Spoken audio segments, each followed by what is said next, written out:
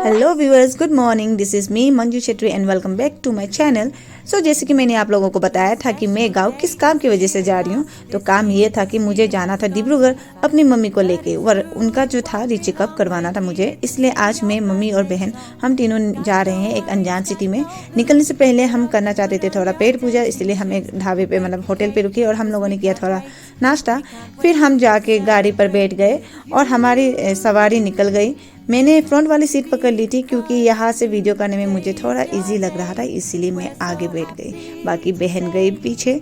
पीछे बहुत भीड़ था, लेकिन मैं ले रही हूँ अपने सफर का मजा।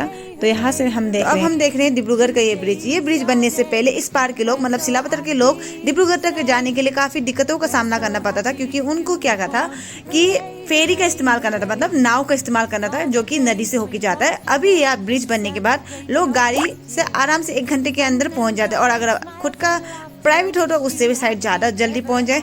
थैंक्स टू गवर्नमेंट जिन्होंने ये ब्रिज बनाया और हमारे लिए ये सुविधा का उपलब्ध। तो ये हरी हरी पत्तियां देख के तो आपको अनुभव हो ही रहा होगा कि हम असम के अंदर ही है। तो अब हम डिब्रूगढ़ पहुंच चुके हैं और यहाँ से हमें मेडिकल जाना है, लेकिन ड्राइवर साहब ने हमें तोल मटोल करके पहले ट्रेन स्टेशन की सवारी कराई, क्योंकि उनके और भी पैसेंजर थे जिनको जाना था स्टेशन ऑब्वियसली, और हमारे पास और कोई ऑप्शन भी नहीं था। तो हम लोगों ने भी बाहर का नज़ारा देखा और बहन जो है पोस्ट देने के लिए निकल गए। फिर इसे हमने गाड़ी पे बिठाया फटाफट और हम निकल गए मेडिकल के रास्ते के उधर। तो हमें ड्राइवर ने वही छोड़ दिया और हम निकल गए पैदल ही वहाँ से मेडिकल। सो गाइस, मैं हूँ इस वक्त डिब्रूगढ़ में, और ये जो रास्ता आप देख रहे हैं, यहाँ एक से बढ़ के एक प्राइवेट हॉस्पिटल्स आपको देखने को मिलेगा। अगर कोई भी बीमारी हो तो आपको यहाँ पे जरूर उसका इलाज मिल जाएगा। और इसी में से एक अस्पताल में हमारी मम्मी का ऑपरेशन हुआ था 6 से 7 महीने पहले। तो उसी विषय में हम रीचेकअप करवाने के लिए AMC medical, Assam medical college जा रहे हैं। तो वहाँ पर इलाज भी होता है प्लस पढ़ाई भी होता है। तो इतना भीड़ था वहाँ पर, तो हमने पहले जाकर सबसे पहले वहाँ से टिकट कटाया। फिर टिकट काट के डॉक्टर के चैम्बर के सामने गए, तो वहाँ पे देखा फिर से इतना भीड़ है। तो मैं वहाँ पे रुक रही थी और मम्मी लोग को यहाँ रेस्ट करने के लिए मैंने रख दिया। तो मैं एक साइड में जैसे वो आवाज़ देंगे तो मैं कोने में वहाँ उनकी आवाज़ की प्रतीक्षा मतलब वेट कर रही थी। तो जैसे हमारा नंबर आया तो मम्मी को अंदर भेजा गया। तो फिर हमें पता चला कि उन्होंने कहा कि मम्मी को उसी डॉक्टर से पहले कंसल्ट करना जिन्होंने उनको पहले ऑपरेशन किया था। तो हम वापस से वहाँ से निकल गए। तो मैंने देखा कि वहाँ पर एक लाइन है मेडिकल के सामने, तो कई सारे होटल्स थे। तो वहाँ पे मतलब कंपटीशन हिसाब से बुलाया जा रहा था कस्टमर को।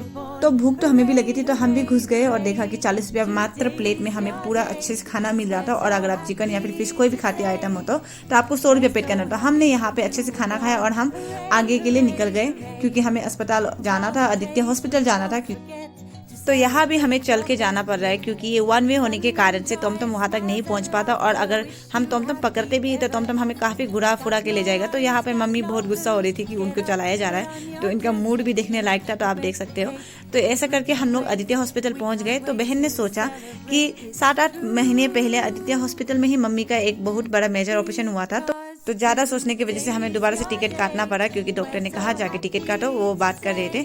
तो मैं जाके टिकट काट के आया, तो पता चला कि डॉक्टर ने कहा उनसे कि वो कोई भी उनका जो ऑपरेशन है और तो वो कभी भी कर सकते हैं, लेकिन उससे पहले अगर उनको कैंसर दिखवाना है तो आपको कैंसर हॉस्पिटल जाना होगा। तो कोई एक चेकअप उन्होंने हमें लिख दिया था। तो इसके साथ हम गए सीधा कैंसर हॉस्पिटल। उसके बाद मैं आपको दिखाती हूँ। कैंसर हॉस्पिटल इतना बड़ा था, तो हमें यहाँ पे इस साइड से जाने के लिए वहाँ के गार्ड ने कहा, तो देखा कि काफ़ी बड़ा कैंसर। डॉक्टर ने हमें कैंसर संबंधित कुछ टेस्ट करवाने के लिए इस बड़े से कैंसर हॉस्पिटल पे भेजा था, लेकिन अनफॉर्चुनेटली वो टेस्ट इस वक्त नहीं हो सकता, क्योंकि जो चीज़ें उनको चाहिए होती है तो वो इस वक्त अवेलेबल नहीं है। तो उसने कहा कि हमें वो दोबारा से फ़ोन करेंगे और कॉल आते ही हमें वापस से डिब्रूगढ़ आना होगा। तो हमारा काम पूरा ना होते हुए थोड़ा दुख भी हुआ। सो इसी के साथ वीडियो को यही एंड करती हुए मैं आपको मिलूंगी दूसरे वीडियो पर। तब तक के लिए लाइक, कमेंट, सब्सक्राइब करना ना भूलें। Bye bye, take care, see you.